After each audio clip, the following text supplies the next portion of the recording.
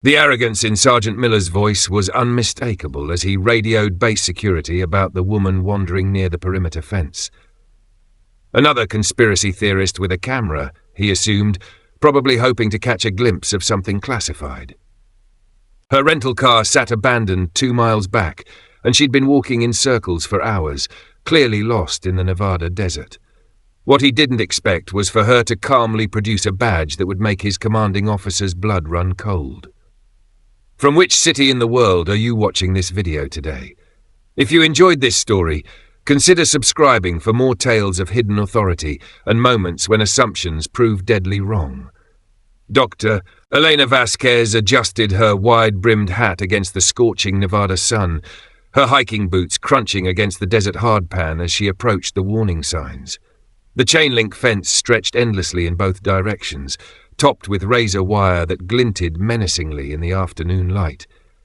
Beyond it, nothing but empty desert and shimmering heat mirages that made the horizon dance like liquid mercury. To any observer, she appeared to be exactly what her cover suggested, a middle-aged geology professor from UC Berkeley, complete with a worn field notebook, basic hiking gear, and the slightly lost expression of an academic who'd taken a wrong turn somewhere near Rachel, Nevada.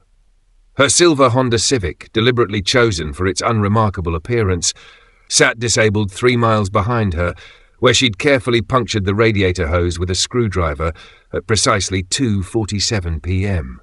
The timing had been calculated to perfection.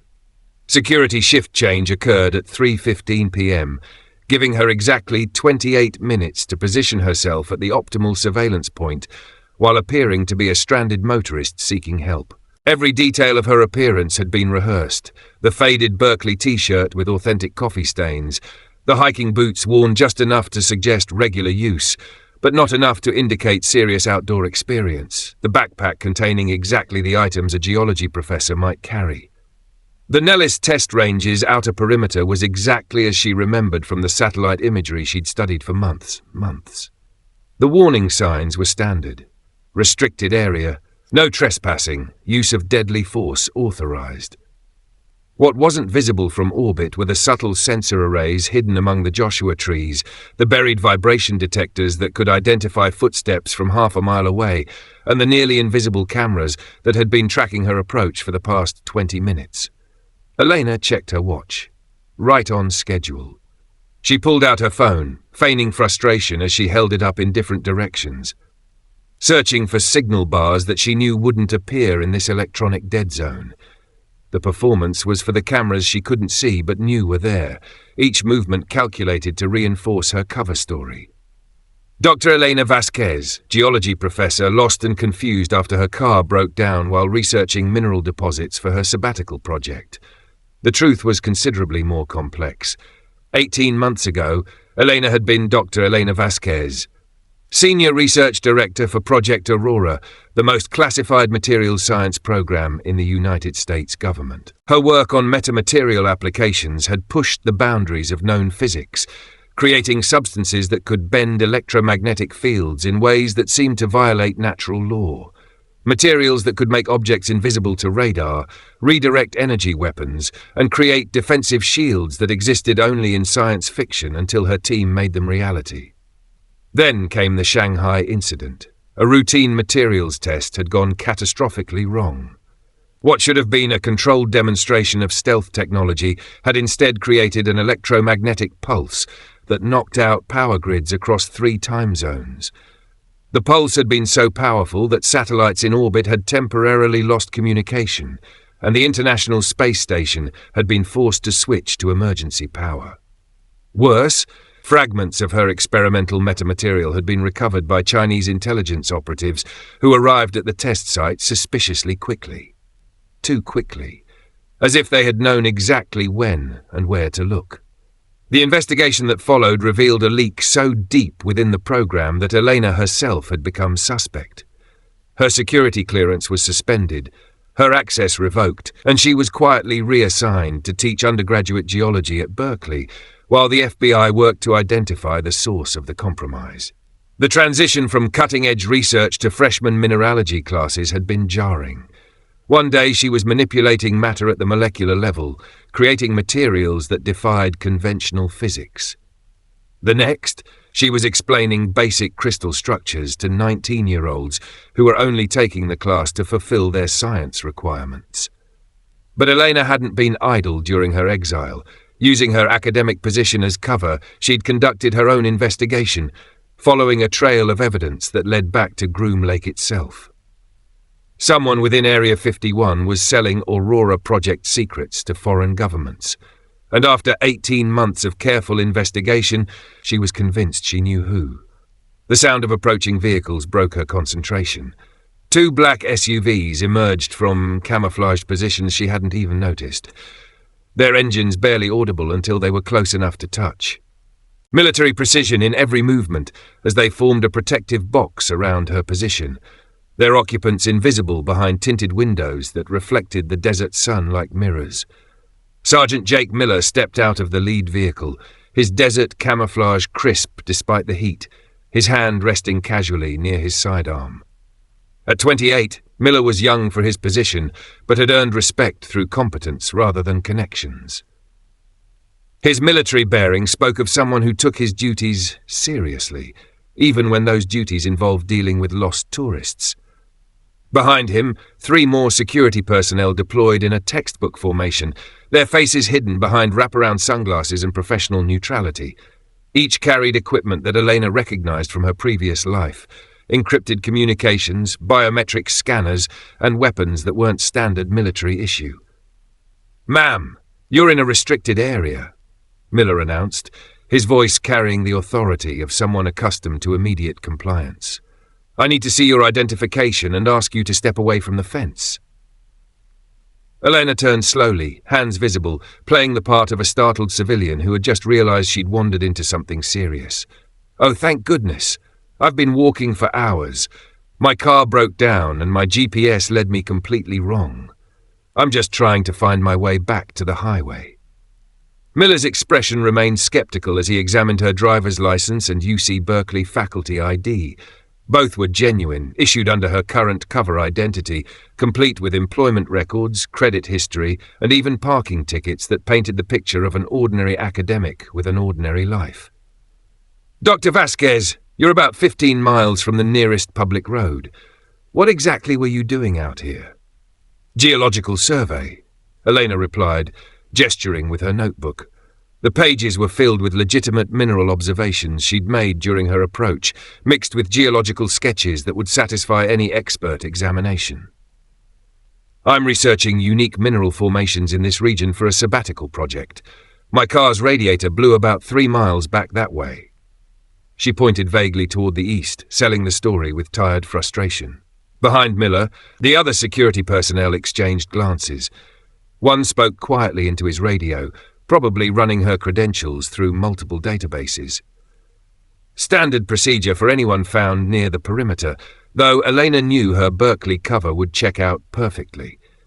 The identity had been crafted with the same attention to detail she'd once applied to molecular engineering.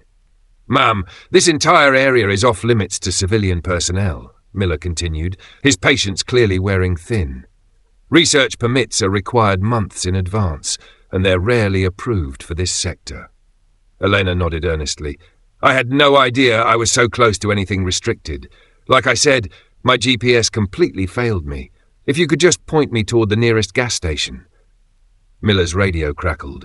The voice was distorted by encryption, but Elena caught enough to understand that her cover was holding. "Dr. Elena Vasquez, tenure-track geology professor. No outstanding warrants. No security flags in the standard databases. What they wouldn't find, because it had been buried in classification levels that didn't officially exist, was her real history. The Pentagon had done too good a job erasing her connection to Project Aurora, now that thoroughness was working in her favor. "Dr. Vasquez," Miller said after conferring with his team, "we're going to escort you back to your vehicle and arrange for roadside assistance. But I need to make something very clear. This area is under constant surveillance. Any attempt to return will result in immediate arrest and prosecution under federal law." Elena nodded gratefully. "Of course, I completely understand. I just want to get back to civilization."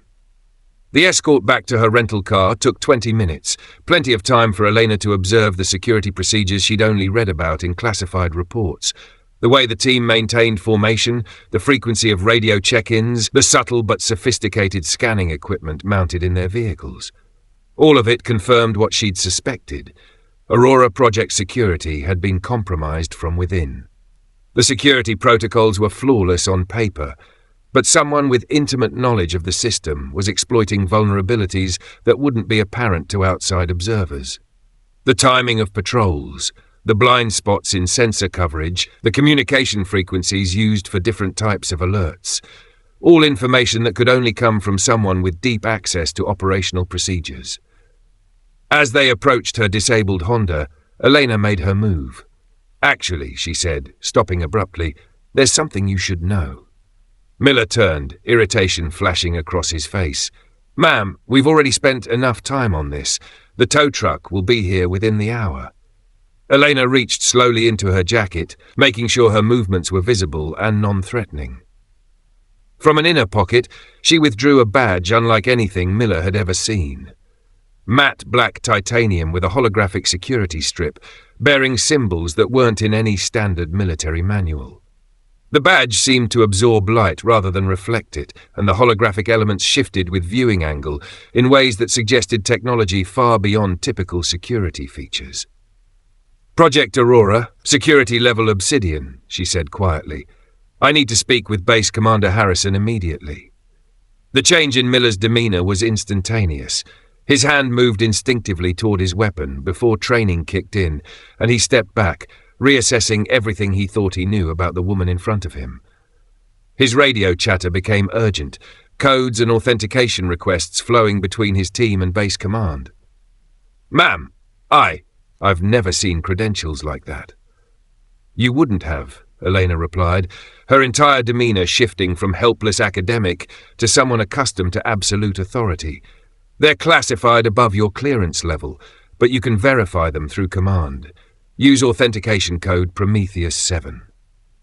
Miller's radio call brought swift results. Within minutes, the tone of the response changed dramatically. Instead of routine civilian escort protocols, Elena found herself surrounded by a level of security typically reserved for heads of state.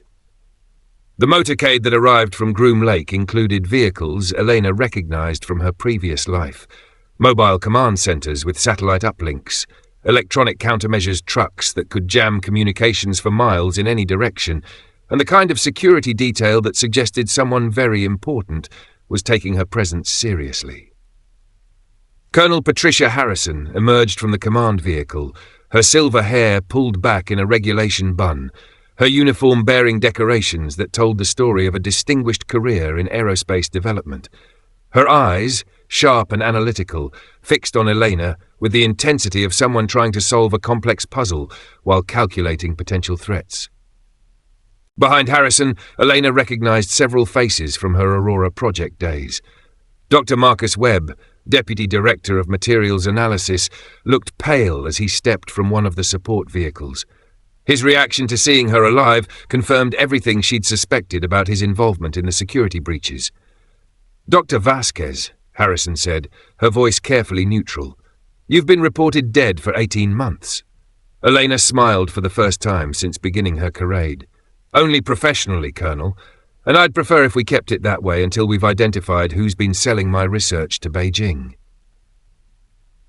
The briefing room at Groom Lake was exactly as Elena remembered it. Windowless, soundproofed, and equipped with security measures that would make Fort Knox jealous. Electromagnetic shielding prevented any electronic surveillance, while acoustic dampening ensured that conversations couldn't be overheard even by the most sophisticated listening devices. She sat across from Colonel Harrison and a collection of intelligence officers whose names weren't offered and probably weren't real anyway. Dr. Webb sat apart from the others, his hands trembling slightly as he reviewed files that Elena knew contained evidence of his betrayal. "Dr. Vasquez," Harrison began, "before we proceed, I need to understand exactly what you're claiming." Elena activated a secure tablet she'd produced from her seemingly ordinary backpack. The device was military-grade, hardened against electromagnetic pulses, and equipped with encryption that would take conventional computers centuries to break. The screen displayed technical specifications that made several of the officers lean forward with interest. 18 months ago, Project Aurora was compromised during the Shanghai demonstration. The official investigation concluded that the electromagnetic pulse was caused by equipment failure, but I've spent the intervening time proving otherwise. She pulled up satellite imagery showing the Shanghai test site, the images time-stamped and verified through multiple intelligence sources. The pulse wasn't random. It was deliberately triggered to mask the theft of Aurora metamaterial samples. Someone with intimate knowledge of our security protocols provided foreign operatives with the exact timing and location of our most sensitive test. Colonel Harrison frowned. The investigation found no evidence of sabotage. Because the investigation was conducted by people who didn't understand the technology, Elena replied. Look at the electromagnetic signature analysis. The tablet displayed complex waveform patterns that looked like abstract art to the untrained eye, but told a clear story to anyone who understood metamaterial physics. This isn't equipment failure. This is my metamaterial being deliberately overloaded to create a controlled explosion that would destroy evidence while appearing accidental. The frequency patterns, the power distribution, the cascade failure sequence, all of it was engineered to look like a malfunction while actually being a carefully orchestrated theft operation. One of the unnamed intelligence officers spoke up. Dr. Vasquez, assuming your analysis is correct, what makes you think the leak originated here at Groom Lake? Elena's expression hardened. Because only 12 people in the world understood Aurora technology well enough to sabotage it so precisely. 5 of them are dead, 3 are in Gitmo for unrelated charges, 3 more are accounted for through continuous surveillance. That leaves 1 person who had access, motive, and opportunity. She pulled up a personnel file on her tablet. The photo showed Dr. Marcus Webb, looking even more nervous than he did sitting across the table from her. Dr. Marcus Webb, Deputy Director of Materials Analysis. He's been selling Aurora secrets for at least 2 years, using his position here to photograph documents and smuggle out material samples. The Shanghai operation was just his biggest score. Webb's face had gone white, but he remained silent, probably calculating whether denial or cooperation offered better chances of survival. Colonel Harrison studied the file with growing concern. Webb has level 7 clearance. He's been with the program since its inception, which is exactly why he's been so effective, Elena replied. He knows our security protocols better than anyone, because he helped design them. Every blind spot, every gap in surveillance, every moment when materials are vulnerable to theft. Elena's presentation continued for the next hour, methodically dismantling Webb's careful operation. Shell companies registered in tax havens, encrypted communications routed through servers in countries without extradition treaties, dead drops in the Nevada desert where material samples were exchanged for cryptocurrency payments, and a network of foreign contacts that stretched from Beijing to Moscow. The beauty of Webb's operation, Elena explained, was its simplicity. Instead of trying to steal large quantities of material or hack our computer systems, he focused on small samples and photographs of key documents. A fragment of metamaterial here, a page of equations there. Individually, none of it would trigger security alerts. Collectively, it provided foreign governments with enough information to reverse engineer our most classified technologies. She pulled up financial records showing payments flowing through multiple offshore accounts. Over the past 2 years, Webb has received approximately $12 million for Aurora Project intelligence. The payments coincide perfectly with security breaches and technology demonstrations that foreign governments shouldn't have known about. Dr. Webb finally spoke, his voice barely above a whisper. The program was going to be shut down anyway. The Shanghai incident proved that the technology was too dangerous to deploy. I was just trying to secure my future. Colonel Harrison's expression was ice cold. By selling out your country?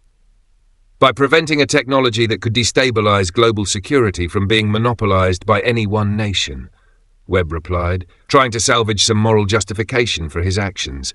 The metamaterial research belongs to all humanity, not just the United States military. Elena laughed bitterly. Spare me the humanitarian rhetoric, Marcus. You sold weapons technology to the highest bidder because you were greedy. Nothing more, nothing less. The interrogation that followed revealed the full extent of Webb's betrayal. For over 2 years he had systematically photographed classified documents, stolen material samples, and provided foreign intelligence services with detailed information about American defensive capabilities. His actions had compromised not just Aurora Project, but dozens of related programs that relied on similar technologies. The damage assessment will take months, one of the intelligence officers reported. We're looking at the compromise of multiple weapons systems, defensive technologies, and research programs. Some of our most advanced capabilities may need to be completely redesigned. Elena nodded grimly. Which is why I spent 18 months building this case instead of coming forward immediately. I needed ironclad evidence that would stand up in court and provide enough intelligence about foreign operations to minimize the damage Webb caused. She activated another section of her tablet, displaying surveillance photos and communication intercepts she'd gathered during her time undercover. Webb's foreign contacts include operatives from Chinese MSS, Russian SVR, and Iranian intelligence. I have names, communication protocols, and details about their operations on American soil. We can roll up the entire network. Colonel Harrison leaned back in her chair, processing the implications. Dr. Vasquez, you're asking us to believe that you've spent 18 months conducting an unauthorized counterintelligence operation while officially dead and stripped of security clearance. I'm not asking you to believe anything, Elena replied. I'm providing you with evidence that can be independently verified, but I need authorization to complete the operation. Webb has arranged a meeting for tonight with his Chinese handler. If we move carefully, we can catch them in the act and capture the intelligence materials he's planning to transfer. She pulled up surveillance photos showing a man in a business suit entering a Las Vegas hotel. Chen Wei, MSS operative traveling under diplomatic cover. He arrived yesterday expecting to receive the complete Aurora Project technical specifications. Webb doesn't know that I've been monitoring his communications and that tonight's meeting is actually a trap. The room fell silent as the assembled officers processed Elena's proposal. The operation she was suggesting would require careful coordination between multiple agencies, perfect timing, and a level of risk that could either neutralize a major security threat or create an international incident. Dr. Vasquez, Harrison said finally, assuming we authorize this operation, what guarantees do we have that it will succeed? Elena smiled.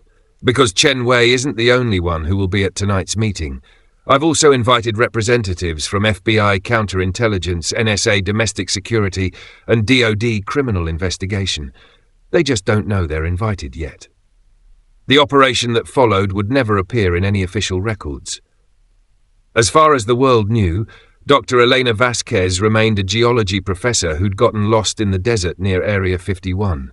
But in the secured facilities beneath Groom Lake, the woman who'd been erased from existence was about to prove that some secrets were too important to stay buried. The arrest of Dr. Marcus Webb at a private airfield outside Las Vegas, carrying classified Aurora Project materials and $2.3 million in cryptocurrency payment from Chinese intelligence, made headlines for exactly one news cycle before being classified and removed from public discussion. The capture of Chen Wei and his intelligence team provided the FBI with leverage to identify and neutralize MSS operations across the United States. Elena's 18-month investigation had exposed an espionage network that reached into the highest levels of government, compromised military technologies worth billions of dollars, and threatened national security on a scale that few Americans would ever know about. As the sun rose over the Nevada desert, Elena stood once again at the perimeter fence where Sergeant Miller had first encountered her. This time, she wore her real credentials and her true authority. The lost tourist had found her way home to a program that officially didn't exist, armed with evidence that had neutralized one of the most damaging security breaches in recent history. Dr. Marcus Webb would spend the rest of his life in federal prison, his $12 million in offshore accounts seized by the government he'd betrayed. Chen Wei and his team were quietly expelled from the United States after a prisoner exchange that freed 3 American intelligence officers held in China. And Dr. Elena Vasquez returned to her position as Senior Research Director for Project Aurora, her death certificate officially remaining in effect while she continued work that would help defend against the threats she'd helped identify. Sometimes the most dangerous journey begins with a simple wrong turn in the desert. Sometimes the most important discoveries happen when you're exactly where you need to be, even when everyone thinks you're lost. Have you ever encountered someone who seemed completely out of place, but turned out to be exactly where they needed to be? Share your experience in the comments below and subscribe for more stories about hidden guardians and the moment when cover identities are finally revealed.